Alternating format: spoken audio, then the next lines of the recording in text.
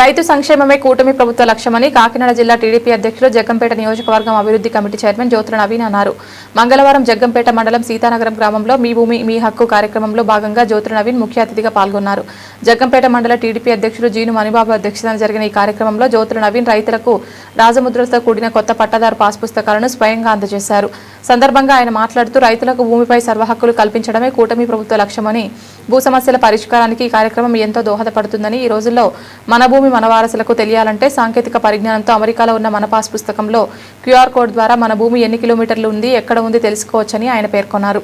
ముఖ్యమంత్రి చంద్రబాబు నిబద్ధతతో పనిచేస్తున్నారని, దానికి నిదర్శనం వేట్లపాలెంలో జరిగిన అగ్ని ప్రమాదమేనని ఆయన విజయనగరం నుండి ఒక సెక్యూరిటీ గార్డ్తో హుటాహుటిన సంఘటన స్థలానికి తరలివచ్చి బాధితులను పరామర్శించి వారికి మెరుగైన వైద్యం అందించేందుకు కృషి చేస్తారని, అదేవిధంగా ఎక్కడికక్కడ పరిసరాలను పరిశుభ్రంగా లేని కారణంగా దీనిపై మున్సిపల్ శాఖ మంత్రి నారాయణ వివరణ కోరి తక్షణమే పనులు చేయించిన వైనం ఆయన పనితనానికి నిదర్శనమిస్తుందని, అదేవిధంగా జగ్గంపేట శాసనసభ్యులు జ్యోతుల నెహ్రూ నిరంతరం ప్రజల కోసం పనిచేస్తున్నారని, వీరికి మీ చల్లని ఆశీస్సులు అందుకోవాలని నవీన్ రైతులను కోరారు. ఈ పాస్బుక్ కార్యక్రమం గురించి చెప్పే ముందు మన ముఖ్యమంత్రి చంద్రబాబు నాయుడు గారి గురించి ఒక్క మాట. మీకు తెలియదేం కాదు, పెద్దలు అందరూ ఉన్నారు. ఆయన ఈ రాష్ట్రానికి ఏం చేసేదో, ఎంత చేసేదో, ఎటువంటి వ్యక్తో మీ అందరికీ తెలుసు.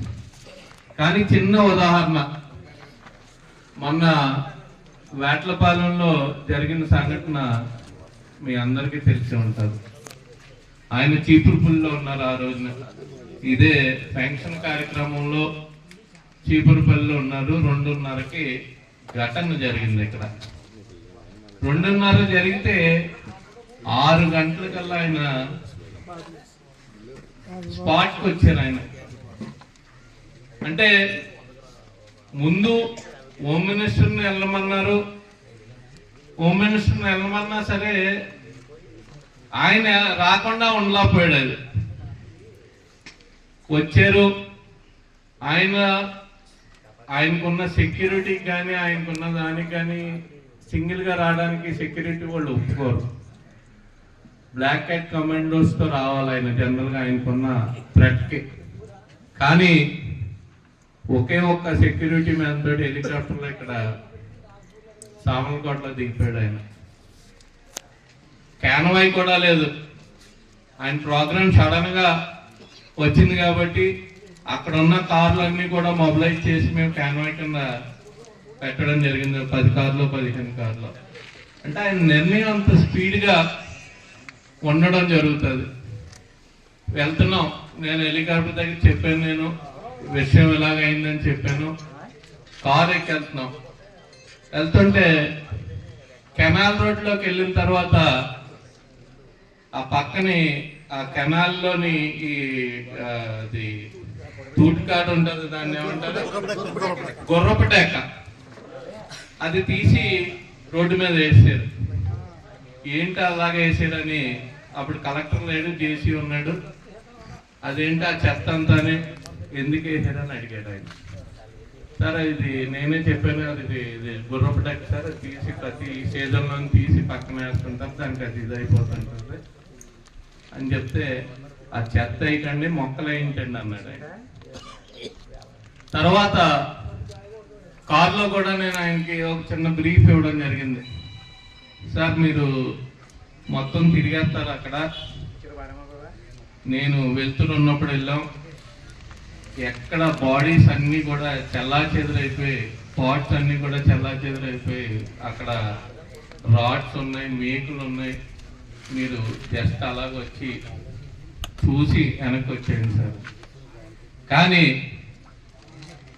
లైట్లు వేయించుకుని అయినా మొత్తం తిరిగిన తర్వాత మళ్ళీ వెనక్కి వస్తున్నాం.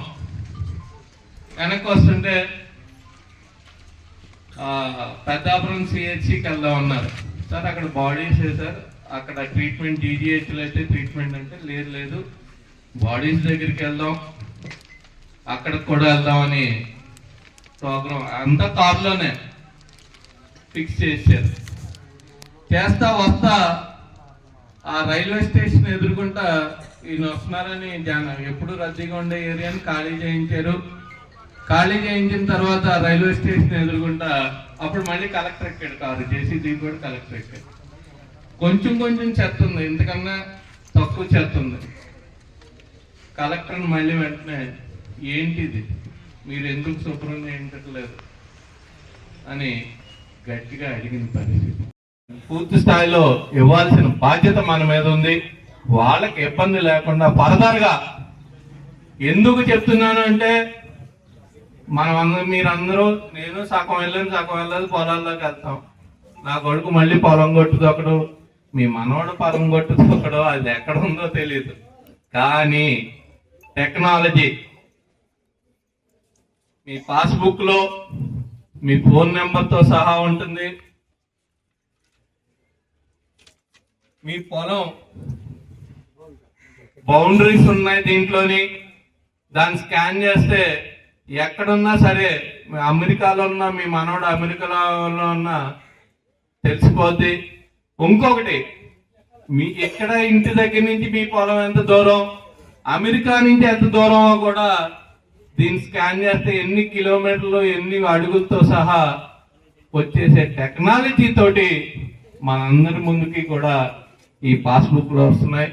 గత ప్రభుత్వంలో లాగా ఎవరు ఆస్తి మీద ఎవరు బొమ్మలు వేసుకుంటారండి? నువ్వు ఇచ్చావు ఓ పట్ట లేకపోతే నీకు ఫ్రీగా ఒక స్థలం ఇచ్చి దాని మీద బొమ్మ వేసుకో, ఇచ్చావు కాబట్టి. మన తాతల దగ్గర నుంచి వచ్చిన ఆస్తి ఇది, లేకపోతే మనం కష్టపడి కొనుక్కున్న ఆస్తి. అటువంటి పరిస్థితులు ఇక ముందు లేకుండా రీసర్వేలు పెట్టి అందరికీ కూడా మీ అనుమతితోటి ఇది పూర్తయింది అనిపించే వరకు కూడా ఈ సర్వే ఉంటది. అటువంటి ప్రభుత్వంలో మనం ఉన్నందుకు మనం గర్వపడాలి. అటువంటి వ్యక్తుల్ని కూడా కాపాడుకోవాల్సిన అవసరం ఉంది. కాబట్టి పదే భోజనం టైం అయిపోయింది కాబట్టి విసుకెత్తకుండా మీ అందరి సహకారాలు అందించాలి.